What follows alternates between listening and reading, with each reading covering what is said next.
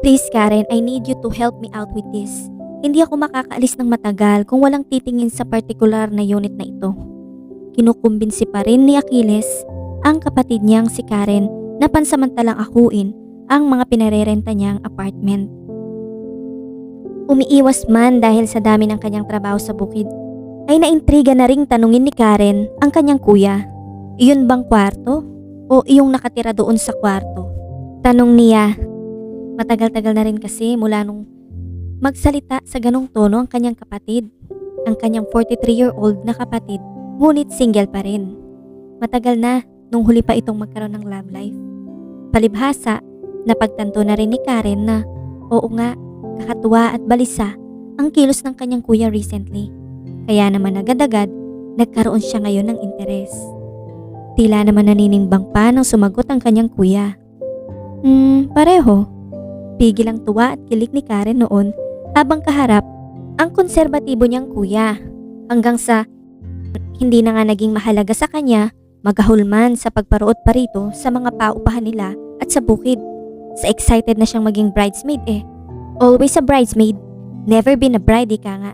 Pero hayaan mo na't kahit ba na 28 na siya, ay nararapat lang naman talaga na mauna pa rin si Achilles sa kanya. Pasasaan pat sa altar din ng Sibol ang hantungan nila ng maligalig niyang kasintahan. Ni hindi na kailangan pang magmakaawa ni Achilles sa puntong iyon. Kusa na niyang aakuin ang pagmamanage ng renovation sa kanilang apartment. At kikilalanin sino man ang nasa unit na tinutukoy nito. Perhaps her future sister-in-law. At ngayon narito na nga siya. Pinagbuksan na siya sa wakas matapos ang ilang serye ng pagkatok. Yes, tanong ng isang lalaking bumungad sa kanya. Taas ang parehong kilay. Nagtatanong, isa itong binatilyo. Subalit, isang babae ang inaasahan sana ni Karen. Sinipat niya ang loob ng bahay. Mumunti lang ang kabuuan ng silid na iyon. Kita agad ang landas pa kusina. Malakas din ang volume ng bukas na TV. Kaya siguro, hindi agad narinig ang pagkatok niya kanina. Bukas ang pinto ng nag-iisang kwarto sa tabi ng sala. Walang senyales na may ibang naroon. Well, maliban sa mabalahibong aso sa tabi ng sofa. Hinarap niyang muli ang binatilyo. Matangkad ito, magandang kutis. In fairness, hindi bagay sa mga lumang paupahan ng kanyang kuya. Asan na kaya ang special someone na tinutukoy ng kanyang kuya? Ako yung kahera pansamantala. Nakapag-abot na ba kayo ngayong buwan? Nagpakilala na siya. At gumamit pa ng cover story. Kunwari lang nangungulekta siya ng renta bilang kahera. She is not sure if she even sounded like one. Nasurpresa siya sa totoo lang. Iba ang inaasahan niyang makakaharap. But she used the word kayo on purpose. May laan pa rin siya ng posibilidad. Any moment ay pwedeng lumabas ang magandang babae. Kinahuhumalingan ni Achilles sa kasalukuyan. Saglit na parang nagtaka ang binatilyo. Bahagyang umarko ang mga kilay na bumagay sa matangos nitong ilong. Well, the guy is charming. It will only take a while for one to realize. Magkano ang babayaran ko matapos itong malito saglit? Then Karen instantly had the notion. Mukhang exempted pa yata ang nakatira dito sa renta. Wala naman talagang iniutos si Achilles na mangolekta siya, partikular lalo sa silid na iyon. She is just employing a tactic to secretly observe whoever is occupying that place. Wala siyang maisip na sabihin para lang ipagpatuloy ang pakikipag-usap na iyon sa occupant na ito. And also para na rin makater ang kanyang curiosity sa special someone na tinutukoy ng kanyang kuya. Kailan kayo huling nagbayad? Pinaninindigan na niya. Umiling ang binatilyo. Mag-iisang buwan pa lang ako dito. Ako? Sa loob-loob niya. Mag-isa lang? Sinikap niyang isang tabi ang kanyang disappointment. Ever since mag-isa ka lang? Yes, walang anumang sagot ng binatilyo. Wala ka pang down? Magkanong diniposito mo? Dinistract niya ang sarili sa paghalongkat ng tickler note sa handbag. Hindi pa nabanggit sa akin ni Achilles ang tungkol dito, pero magbabayad ako. Anito. Saka na bumalik sa loob matapos ang dagli ang resolusyon. Ayaw mo nang isipin ni Karen pero may nakukutuban siyang pagkadismaya. Somehow binibigyan pa rin niya ng benefit of doubt ang kapatid. Di yata't naisahan siya ni Achilles. Ngayon lang niya naisip ang anggulong ito na maaaring Pinalabas lang ng kanyang kuya na may babae nga itong itinira doon para lang maengganyo siyang akuin ang trabaho nito. Nakakaasar. Pinagmasdan niya ang nakatalikod ng binatilyo. Kailangan na lang siguro niyang itawid ito. Isa pa, mukhang territorial yung aso sa sala. Maligalig, panay ang scratch sa may corner table. Okay na rin kahit hindi na siya inayang tumuloy ng binatilyo. She couldn't afford anymore to have a dog bite scar matapos siyang maisahan ng kapatid. Pinatay muna nito sa wakas ang maingay na TV. Balita ang palabas. As usual, drugs pa din ang nasa headline. At kukuha na nga ng pambayad ang pobreng tenant. Naniwala agad sa cover story niya. Sa isang banda, mukhang may pera naman ang kung sino mang kinupkup na ito ng kanyang kuya. Minsan talaga, wala na sa lugar ang pagkakawang gawa ng kanyang kapatid. Anak ka ba ni George?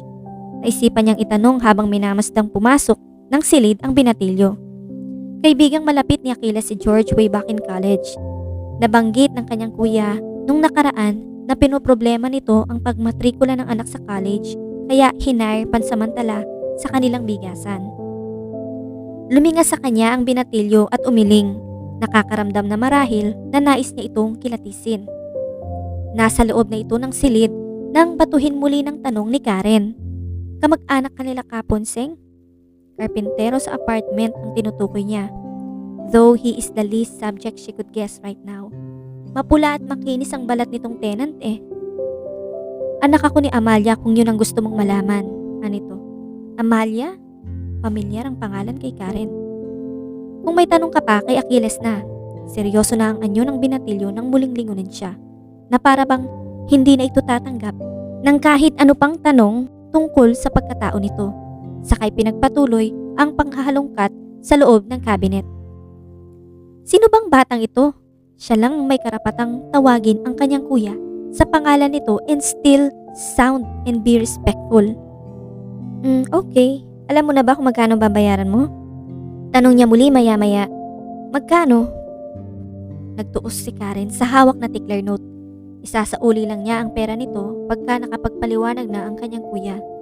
Pinilas niya ang papel matapos sumain ang bayarin nito saka inabot sa papalapit ng muli na binatilyo. Taga saan kayo ni Amalia? Pasimpleng tanong niya habang pinapasadahan ng binatilyo ng tingin ang piraso ng papel.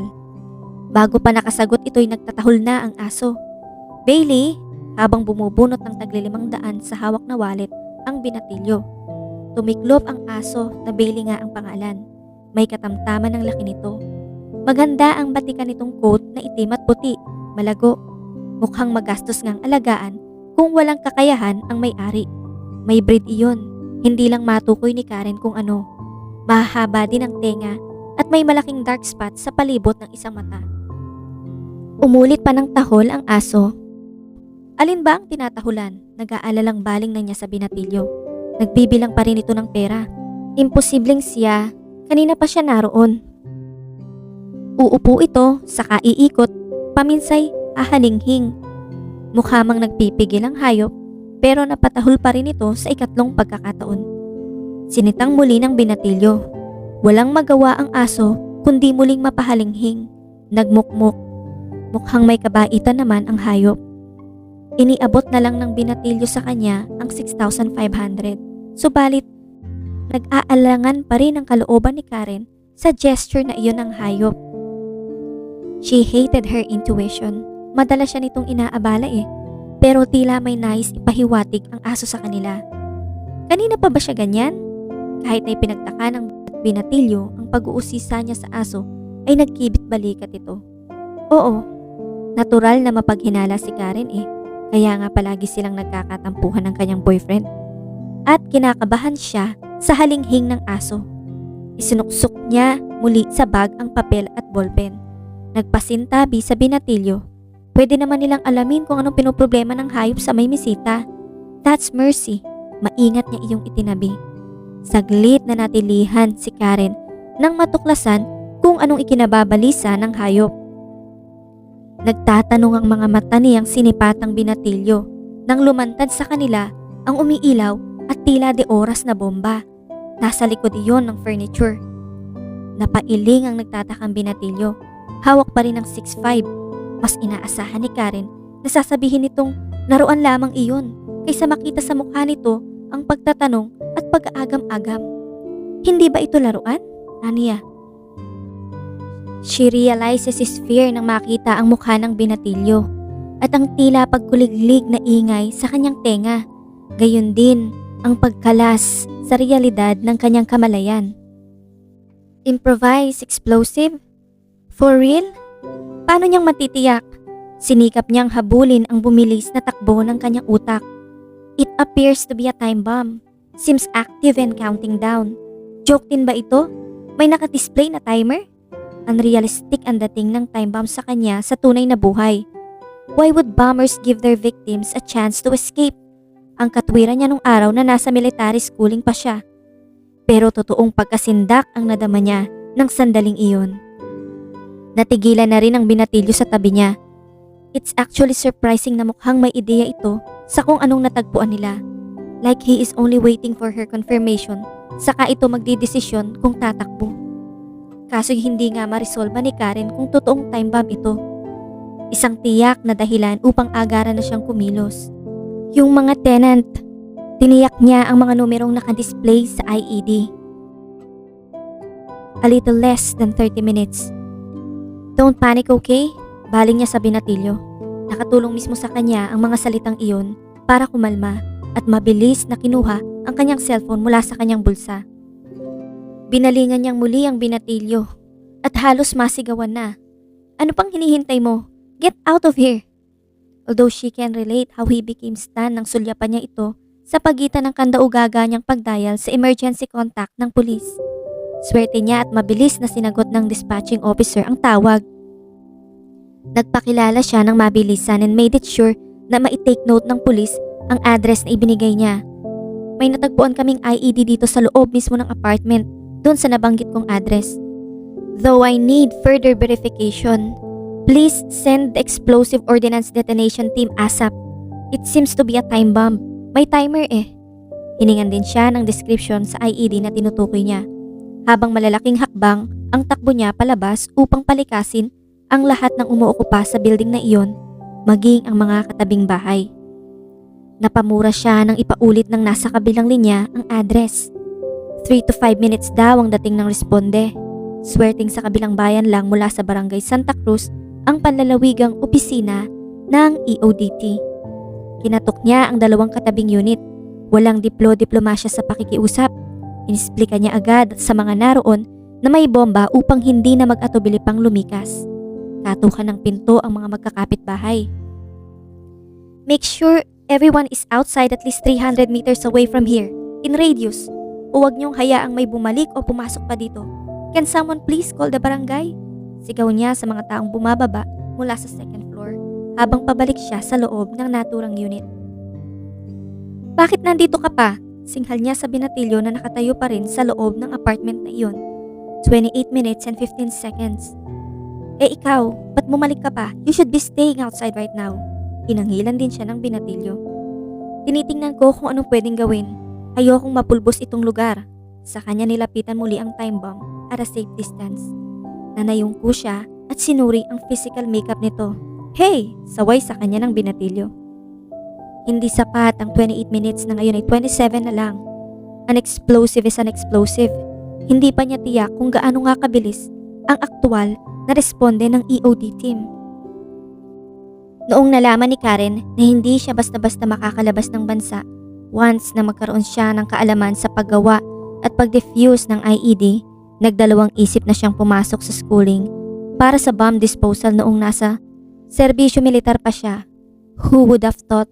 She was then more preoccupied in foreseeing her life with her boyfriend Benedict rather than predicting that she would face a real bomb someday, which is today, at sa property pa ng kanyang kuya. Nakakatakot na ang unti-unting pananahimik ng paligid matapos iyong apurahang binakante ng mga nagimbal na residente.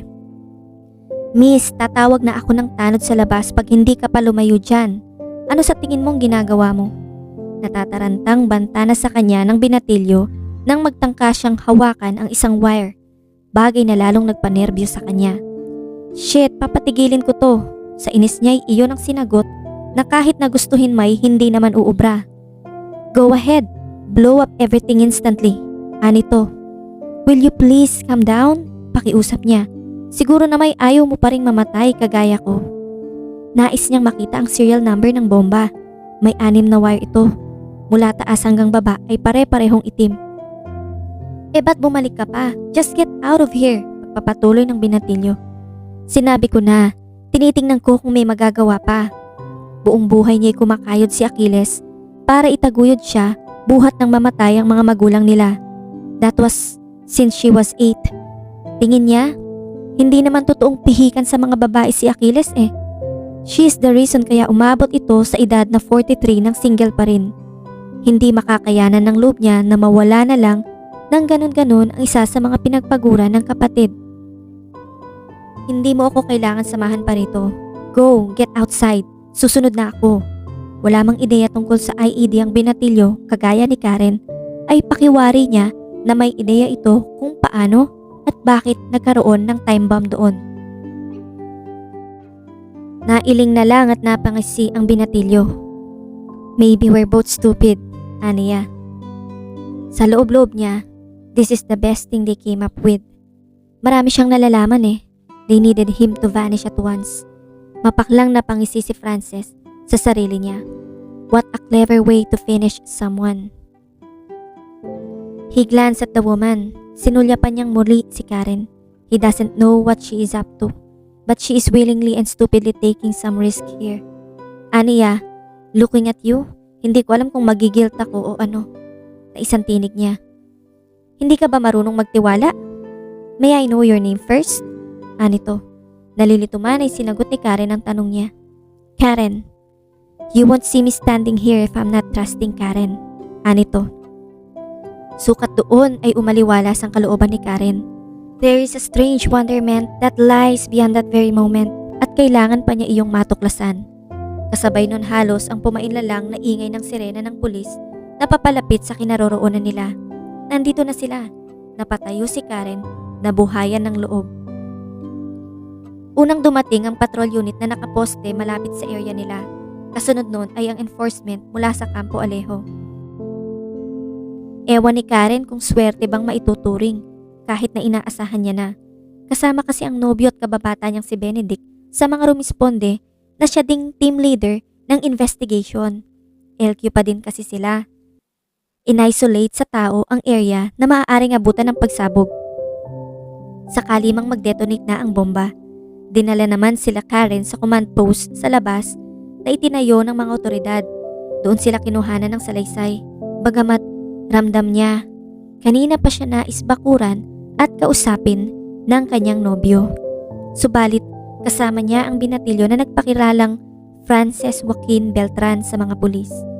Wala siyang ma-recall na gayong apelido sa mga kaibigan ng kanyang kuya. Natigil ang pagkuha sa statement kay Karen nang dumating ang mga explosive specialist. Active pa rin sa mga sandaling iyon ng bomba. At may 5 minuto na lamang ang nalalabi. Abot-abot ang kaba ni Karen para sa mga paupahan ng kanyang kuya. Mabilis na binigyan ng briefing ni Benedict ang mga ito. Saka na pumasok ang 2 naka-full bomb protective suit at may hawak na tig-isang K9. Ilang minuto ding nag-antabay ang mga residente doon mula pagpasok hanggang paglabas ng mga otoridad sa establishmento. Sari-saring usapan mula sa magkakapitbahay na naabala, natakot at nanganib na mapinsala ang mga kagamitan. Kinukwestiyon ang pagkakaroon ng bomba sa unit ng binatilyong kapitbahay. Iyon ang dahilan kung bakit inihiwalay nila Karen sa karamihan si Frances. Naroon ito sa mesang inilatag mismo ng mga pulis, katabi lang ng kotseng nakaparada niya at ng asong si Bailey. Hindi maiwasang ma-intimidate ang binatilyo sa mga naririnig sa tao. Napansin iyon ni Karen. Nakadama ng awa dito. Ngunit may kaparehang pagtatanong din sa sarili niya. Hindi kasalanan pa rin ng pobre kung nagkaroon ng bomba doon sa loob-loob niya. Nagsesenyasa ng mga nasa ground zero. Na-verify na kaya? Isang tinig niya kay Gomer, ang may hawak ng kamera sa crime scene. Tingnan natin, si Benedict ang sumagot sa halip Nasa kabila ito ni Gomer, kasabay ng pagkatamis nitong ngisi. Rumadyo ito sa mga nasa loob ng barikada. Napamuntong hininga si Karen. Kinikilig pa din kasi siya kahit nagalit dito. Teniente, lingon si Karen sa pulis na uminterview sa binatilyo. Niloloko yata ako nitong kasama mo eh. Nakakaloko nga ang ngisi ng pulis. Agad na nilapitan ni Karen ang dalawa. Si Rigor Mortis daw ang tatay. Nangunot na siyang sinipat ang binatilyo. Tiim mambagang nag-iwas ito ng tingin sa kanya. Nagpapahiwatig. Hindi wine-welcome ang balak na pag-uusisa niya. Negative, negative! Sigawan ng mga nasa ground zero. Iyon ang pinakahihintay na marinig ni Karen. Ang laki ng narilib sa dibdib niya. Nagkatinginan pa sila ni Benedict. Maluwag din ang ngiti. Litaw ang dimple. Parang mapapatawad niya na. Walang nitrate content ang bomba. Imitation, anito sa kanya habang nakikipagkomunikasyon sa radyo. Negative, ulit niya sa mga residenteng naroon. Inahangin na naman ang puso. Sakalang naunawaan ng mga ito ang resulta na tinrabaho ng mga K9. Nagyakapan ng mga magkakapit-bahay. Siniyasat ng mga otoridad maging mga ibang unit at silid sa gusali, maging sa labas at sa mga karatig bahay. Kaya pasado tanghali na nang i-release ang establishmento. Tuwang-tuwang makabalik ang mga residente. Hindi naman nanalingid kay Karen at Frances nang i-relay ng mga naroon na hindi na sila kampante kung may threat pala sa buhay ang kanilang kapitbahay, sa takot din na madamay. Nangako naman ng mga kapulisan na mag-iimbestiga at pananagutin ang may gawa ng pananakot. Ang concern naman nila Benedict ay ang reluctance ng binatilyo sa pagbibigay ng impormasyon sa kanila na makatutulong sana sa investigasyon. Hindi na nakaiwas si Karen nang kausapin ang kasintahan sa puntong iyon, na sinamantala naman ng binata. May pakantsaw pa sa kanilang dalawa ang ilang pulis na kasamahan ni Benedict. Sinabihan siya nitong babalikan sila matapos mag-report sa headquarters. Bagamat mabigat pa rin ang puso ni Karen, sanhi nang nabalita ang third party sa pagitan nila. Sa huli ay ipinakiusap ni Karen sa mga pulis na bigyan muna ng sapat na oras si Frances. Maaaring nasa state of shock pa kasi ito. Siya na ang bahala. Okay, sino si Rigor? Panimula ni Karen matapos ayusin na ang mga sofa na nawala sa lugar sa unit ni Frances. Dapat si Achilles ang kausap niya ngayon subalit kanina pa out of reach ang cellphone ng magaling na kapatid. Totoong tao siya, kaaway ko. Pairap na tugon ng binatilyo. Okay, yung Mortis. Maganda ang unang isiniwalat ng binatilyo. Lead na iyon. Pero utang na loob, hindi pa rin siya maniniwalang Mortis ang apelyido ng Rigor. Nabasa ko sa sticker ng kotse, sagot nito. Apelyido namin yun, nananadya ka ba? Pinakialamang dikitan ng pinsan niyang si Diego nung araw nang maliit na sticker ang side mirror niya. Ano bang relasyon mo talaga kay Achilles? Ewan pero nagngingit-ngit na siya tuwing babanggitin ang pangalan ng kuya niya. Nabanggit nito sa mga pulis kanina na ang kapatid nga niya ang nagpatira dito sa binatilyo. Na magkakilala ang kuya niya at ang ina nito. Nabanggit mong may kaaway ka. May kinalaman ba ito? Maaari mo bang sabihin kung may direkta kang kaalaman sa insidente kanina?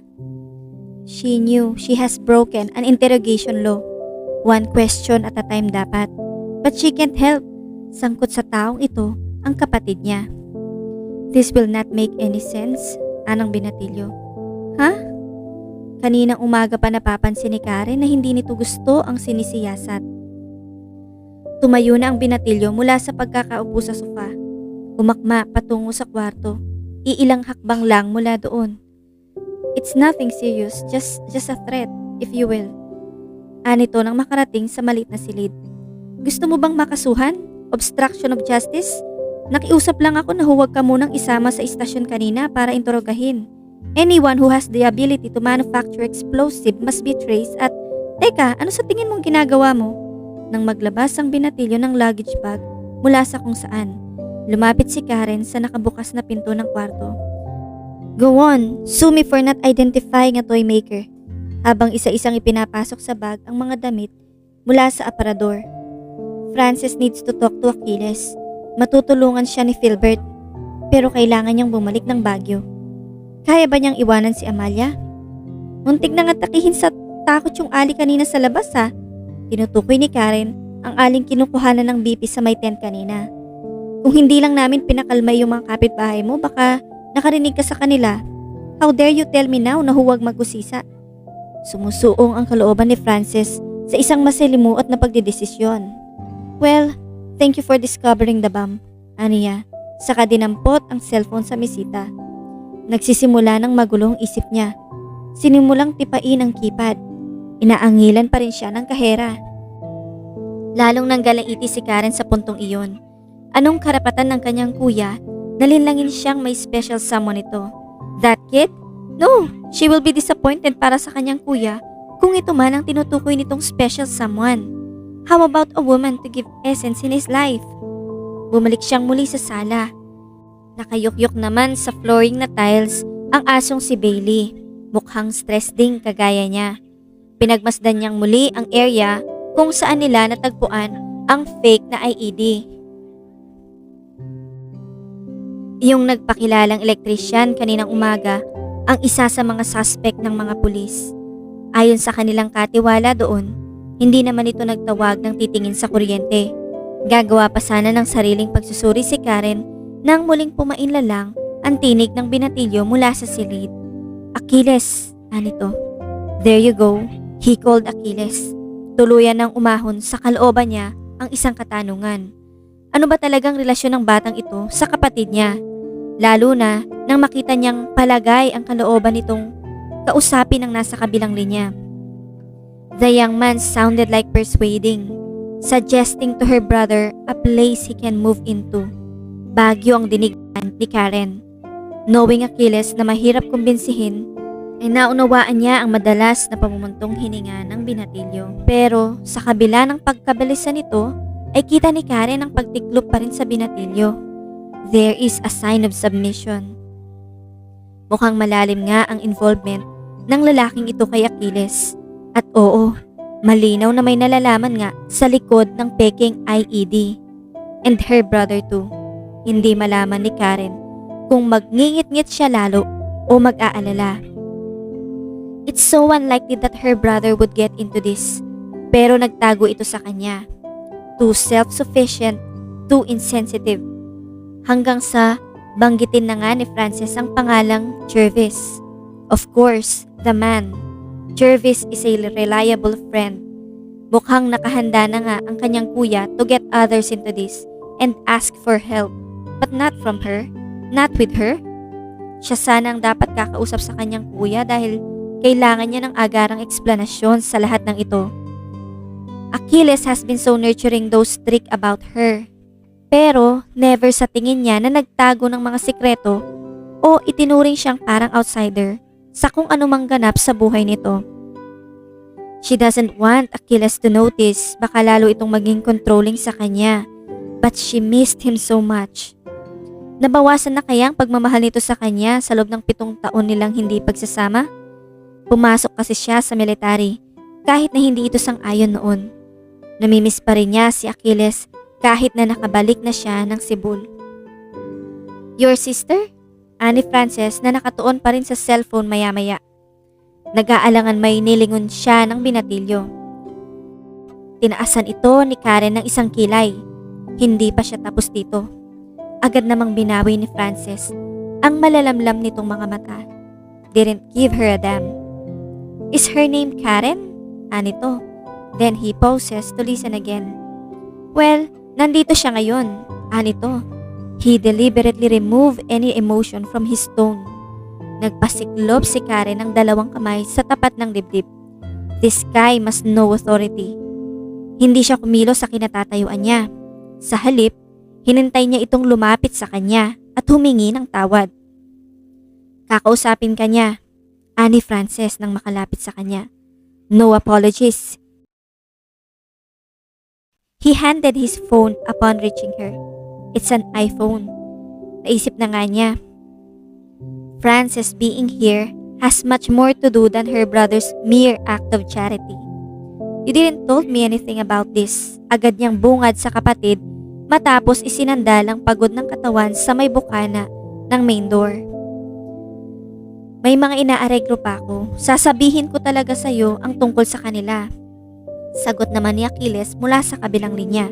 Sa kanila, ulit ni Karen. I am with his mom. Ani Achilles. Katahimikan sa pagitan nila. Maya-maya ay nagsalitang muli si Achilles. Their circumstances are confidential. Hinihintay na lang ni Karen na diretsyahin pa rin siya ng kapatid. Kaya pala ayaw mag-confide nitong special someone mo. Aniya sa kasinipat ang binatilyo minsan pa. Tiimbagang sa sopa si special someone. How about his dad? Or is it you? Walang pagsalang natawa ang kuya niya sa tinura niyang iyon. Bagay na ikinatuwa na rin ni Karen. Cause after all, her brother sounded like tired. Things will be better if that's the case, anang kanyang kuya maya-maya. About his dad, pag-uusapan natin pagka-uwi nyo ng bahay. So, you seem to have ended up with a decision already, ani Karen. Hindi niya itinago ang hinampo sa tinig na iyon. Gusto niyang umalis mag-isa. Anang kanyang kuya. Bumalik sa kanila, I just can't let him be. Pananagutan ko siya. Sininghalan ni Karen ang kanyang kuya sa puntong iyon. You might want to give me a heads up para malaman ko kung anong kasaysayan niya at kung mayroon kaming dapat pag-ingatan o kung paano. Paliwanag ni Karen sa kanyang kuya. This is some sort of family problem, sagot ng kanyang kapatid. Jervis will be there to help. Pwede mo ba akong gawan ng pabor para dito kay Frances? Nasangkot na nga ako eh. Pinaasa mo ako doon sa special someone. Now it's the most humane thing to do here, ang tulungan siya. Alam mong matagal ko nang gustong magkapamilya ka, kuya. But I hope everything about you right now is fine. Sinadya niyang hinaan ang tinig doon. Iyan ang dahilan kaya hindi ako nagsabi agad. Ayoko nang mag-alala ka pa. Well, nag-aalala na nga. Pasensya ka na. You will surely spill everything out later on, sagot na lang ni Karen. Tatawagan kita, pangako naman ng kanyang kuya. Kausapin mo muna si Benedict. They keep on calling me. Sasabihan kita kung anong gagawin sa police report. Napalunok si Karen sa huling tinura ni Achilles. Tila nagpapahiwatig iyon ng manipulasyon. Realist si Karen and she always expect the worst in every situation.